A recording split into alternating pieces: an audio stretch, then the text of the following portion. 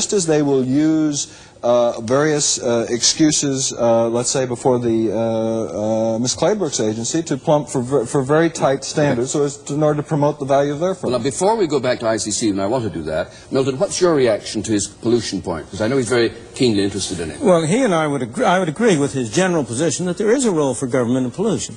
I would agree, second, that the present techniques of controlling pollution are terrible.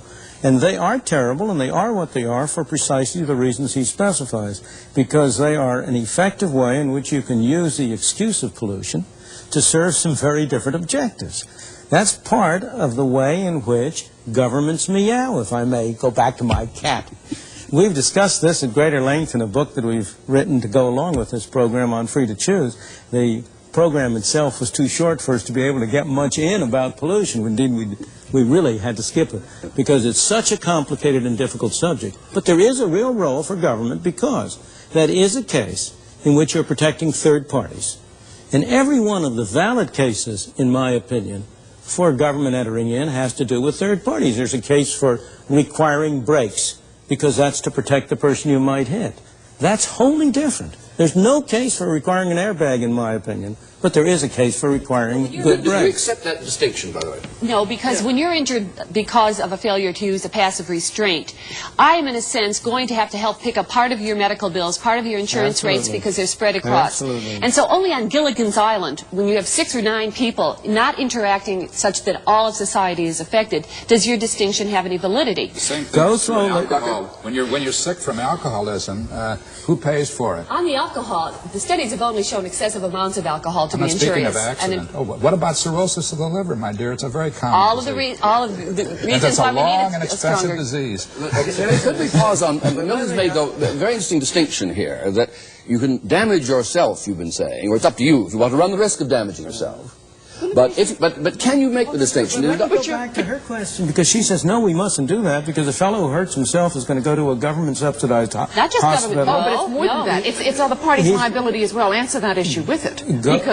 Go slowly. Let me separate the two issues, because I really want to get to this, because your answer is a very favored one, and there is an element of validity to it. Of course. Well, it's only because we've made 2 mistakes. But you don't have to be in a government hospital for it to be valid, because when you're in traction... Hold on for a moment. Hold on for a moment. The problem with your answer is that you're saying one wrong justifies another. I believe that we ought to have much less government intervention into those areas as well. And I am not willing to follow a policy which implies saying, that every person goes around with a sign on his back saying, property of the U.S. government, do not mutilate, spindle, or bend. Do you favor the government intervention in those areas where, for example, the bar associations and the eyeglass industry were not allowing their members to advertise? And then the Federal Trade Commission stepped in, and now consumers have the ability to make those kinds of comparisons. You're getting into another area, but the answer, the brief answer, because we oughtn't to discuss it here, I am against those governmental measures which have enabled the organizations to have the power to prevent advertising, but namely there were no licensure. government. That wasn't... Now, I want to come back. Bob Crandall said that in an area like the Interstate Commerce Commission, there is nothing really to be said in defense at all. Does anybody dissent from that, or have we knocked them down flat? That happens to be the one area on which, so far as I know, you cannot find any dissent anywhere. Even one of the most effective presentations of what was wrong with ICC was done by one of Ralph Nader's groups. Maybe you were associated with that group. That's the thing that really baffles me. Fundamentally, here are people like Ralph Nader and his groups who look at ICC. And what is their solution to the problem? More of the same. A different kind of regulation. No. The only problem is that the wrong people were in there regulating. No, that's not true at all. No, that's a complete... You work with Nader now. Yes. That's Dr. Landau's solution for the medical problem. Let's have the right people doing the regulation. No, that's a complete misnomer about the difference between ICC and health and safety regulation. There are a number of differences. One involves the economics and the benefits of profits to industry, and the other involves the sanctity of life among people. Excuse me. Now, let me finish this point. Okay. Yes. The second one, and it deals with your third-party relationship, is that what you're talking about there is brakes because they're going to affect somebody else, but there are also other third-party effects. For example, if you don't have a helmet used by someone and you hit them with your motorcycle, you're going to have huge damage payments to make because they didn't properly take precautions on the public highways. And the question is, should the public highways be used so that they're going to harm somebody else potentially? There is nothing that two people do in a world. No man is an island to himself. Everything has third-party issues, but you've got to have a sense of proportion. And the important thing is that government intervention has third-party issues. When government intervenes into these affairs, that harms third parties. It picks my pocket. It reduces my freedom. It restricts many activities around the world. What are the benefits? And if the benefits in the auto field, for example, are 55,000 deaths saved... That's a very dubious statistic because, once again, every study has looked at the benefits and not looked at the costs. Oh, no, that's not true at all. Absolutely not that they haven't I mean looked the at costs in life. You haven't looked at the fact, for example, that by clarify this, Milton. I don't quite follow you. But we'll just explain what you mean. Of course. Yeah. Look, take the automobiles. By making automobiles much more expensive, it makes it more profitable to keep older automobiles on the road. The increased age of the automobile is an anti-safety factor. By making automobiles safer so people can drive them, people drive them faster or more recklessly than they otherwise would. There are more pedestrian deaths. That's a totally unproven and indeed fully rebutted theory.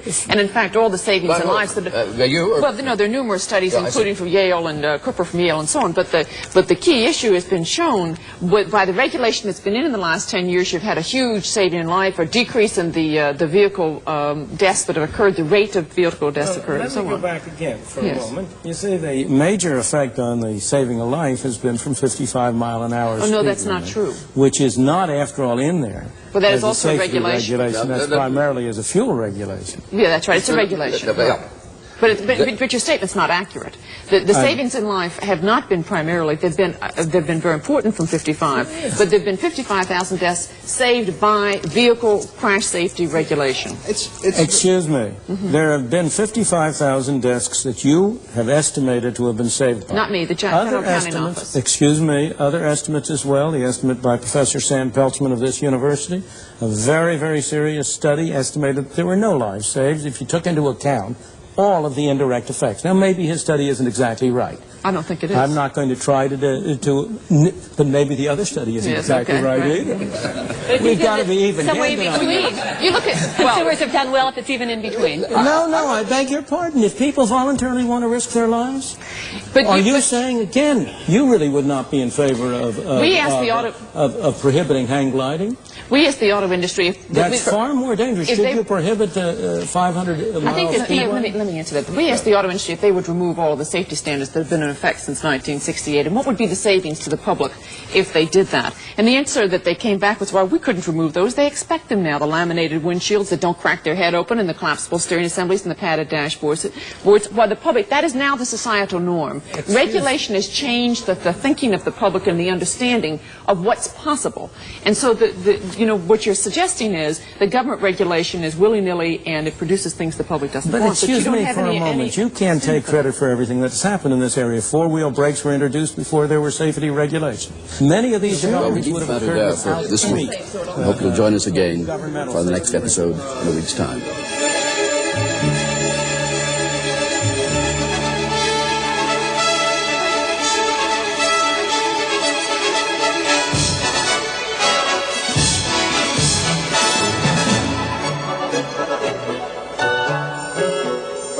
Whether you're a doctor or a gas attendant, a factory worker or a bureaucrat, next week's program is all about you. Milton Friedman looks at the labor market to discover how workers can best protect themselves in the toughest job markets. If you've ever had to go out and earn your own living, don't miss Free to Choose next week.